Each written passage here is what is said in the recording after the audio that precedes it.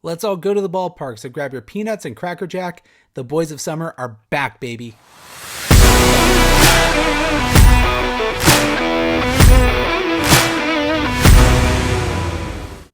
Hey there, and welcome to the channel. My name is Gil Garcia, and thank you for joining me for today's episode. We are counting down my top 5 favorite baseball movies of all time. Now, the criteria is pretty simple. These don't have to be Academy Award-worthy baseball movies. These can be critically panned for all I care. But these are 5 movies that resonated with me on a personal level, bringing me back to a time when I was a little boy playing Little League Baseball. So my list is going to look a little funky. But before we get to today's list, let's take a look at some honorable mentions. Baseball, in and of itself, is a Goliath category. It expands many different genres, from the comedic to the childhood wish fulfillment to the dark and serious dramas. So unfortunately, not everything is going to make the list. So, first movie that isn't going to make the list is Field of Dreams. If this was a top 10 list, Field of Dreams would be number 6. I also want to mention everyone over on social media that gave me their personal top 3 list. There was a ton of good ideas, and I want to shout out some specifically, starting with Daniel M., who mentioned Bad News Bears, the Walter Matthau edition. Then we have Ryan P., who mentioned The Benchwarmers. You see, these movies can be critically panned, but as long as they're fun and rewatchable, that's all that matters, and this is kind of what I was going for. The Benchwarmers is a good one. And then we have Edward R., who mentions Hardball, otherwise known as the movie with Keanu Reeves and the kids. And with that, let's get into today's list. At number 5, Little Big League. We're going to start things off a little bit spicy with Little Big League. This is a movie that resonated with me as a kid. I always pictured myself as Billy Hayward, as a kid who inherits the Minnesota Twins and becomes the manager of the franchise. This is a movie all about childhood wish fulfillment, and in the 90s, this was a movie that stood above the other ones. I could easily mention Angels in the Outfield or Rookie of the Year, but Little Big League stood out to me by far because of its simple premise and because of the accuracy to baseball. This is a film that was made by someone who clearly loved the MLB and spared no expense getting accurate uniforms, accurate players, coaches, and baseball parks to be appearing in this film. We have so many cameos in this movie. We have Lou Piniella, Ken Griffey Jr., Randy Johnson, Pudge Rodriguez, Rafael Palmeiro. The list goes on and on and on. This is a movie that was made by people who wanted the movie to feel like true wish fulfillment. And the fact that these players were actually playing themselves made it feel that much more realistic. I do love that the movie ends with them losing because it's an overall life lesson for Billy to go through. The criticism on this film is that Billy isn't very likable. As a kid that was nerdy, that played baseball, this movie was right up my alley, and I pictured myself as Billy when he was managing the ball club. This is a fantastic film, and it may have been critically panned, but I love it so much. So Little Big League, number 5. At number 4, Moneyball. As the only Academy Award nominated film on my list, Moneyball stands head and shoulders above the rest of the movies that are critically acclaimed here on today's episode. This is a movie that glorifies an aspect of Major League Baseball that doesn't quite get its glory. Moneyball follows Oakland A's general manager Billy Beane's successful attempt to assemble a baseball team on a lean budget by employing computer-generated analysis to acquire new players. This movie features a stellar performance from Brad Pitt and a career-defining turn for Jonah Hill.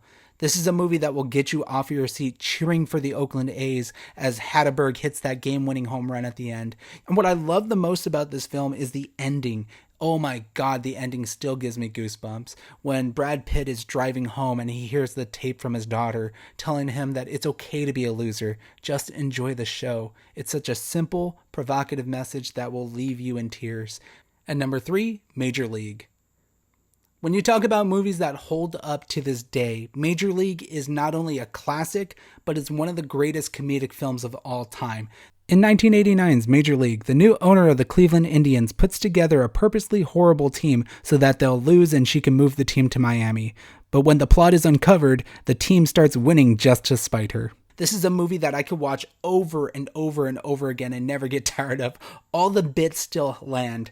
This is a movie that features the comedic likings of Wesley Snipes, Charlie Sheen, Bob Uecker, Tom Berenger, all at the height of their power. The bits very much still land in this movie. You have the classic, what, you're telling me Jesus Christ can't hit a curveball? Or the moment when Dorn finds out that Vaughn slept with his wife. This is a movie that holds up after all this time. It's a very good, lighthearted, R-rated comedy, and I'm sure you'll enjoy it the next time you watch it. Major League, definitely check it out. At number 2, A League of Their Own. I'm not gonna lie, guys, choosing between these two final films was kind of like a Sophie's choice. I could have easily put A League of Their Own as number 1 on the list. I love this movie that much. A League of Their Own is a 1992 film about the All-American Girls Professional Baseball League during World War II, when men are shipped off to war. It follows two sisters, Dottie and Kit, as they join the league and face rivalry and challenges. This film is not only powerful, but it's poignant with today's social culture. This is a movie that understands that in order to get your message across, you can't be pandering. You also have to be entertaining. This is a movie that features stellar performances from its side characters and its leading characters. You have Gina Davis and Tom Hanks. They are amazing on screen together. Their chemistry carries this movie quite a bit. The baseball looks realistic. The acting is very well done. The cinematography and the time period is excellent. This is a movie I could rewatch over and over again and still get something new from it. This movie will stand the test of time. In comparison to its Amazon Prime reboot series, this movie gets the costumes right, the time period right, the baseball right, and the cast is well-rounded. In comparison to the Amazon Prime series, which looks a bit too fake, there's a bunch of CGI in the baseball scenes, which they don't even get right, and it hits you over the head with its social messaging.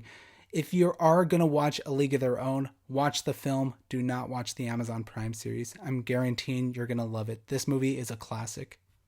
At number 1, you guessed it, The Sandlot. When I think of America, I think of The Sandlot. This is a movie all about growing up and learning to love the sport of baseball.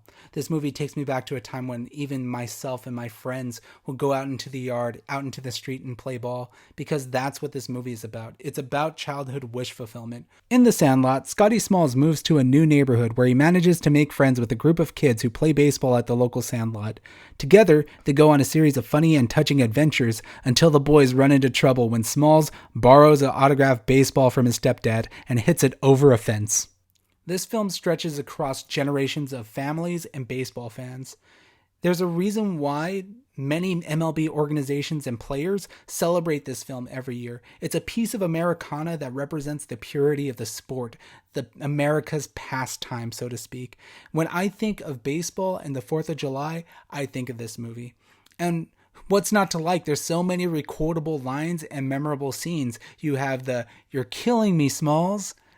You play ball like a girl," or "forever." Not to mention, there's that spectacular baseball scene in the middle of the 4th of July, the roller coaster scene at the carnival, and then, of course, there's the Wendy Peppercorn kiss. This is a movie that sparks my imagination and brings me back to a time when I was a little boy, growing up loving baseball and just wanting to be with my friends. If you've ever seen a baseball movie, this is the one you've probably watched, and it's the one that will stand the test of time the longest. The Sandlot is a classic, and it's without a doubt my favorite baseball movie of all time. And there we have it, my top 5 favorite baseball movies of all time. Now, I know I left a lot of things on the cutting room floor, things like Pride of the Yankees, 42, Bang the Drum Slowly, Basketball, The Natural. The list goes on and on and on, but I could save those for another list at a later date. What are your favorite baseball movies? Leave a comment down in the section below and make sure you like and subscribe. I do a podcast every Tuesday on this channel, as well as Apple Podcasts and Spotify. And if you want to follow me on social media, my handle is PC with Gil over on X and Instagram. Thank you for watching. Go catch a movie.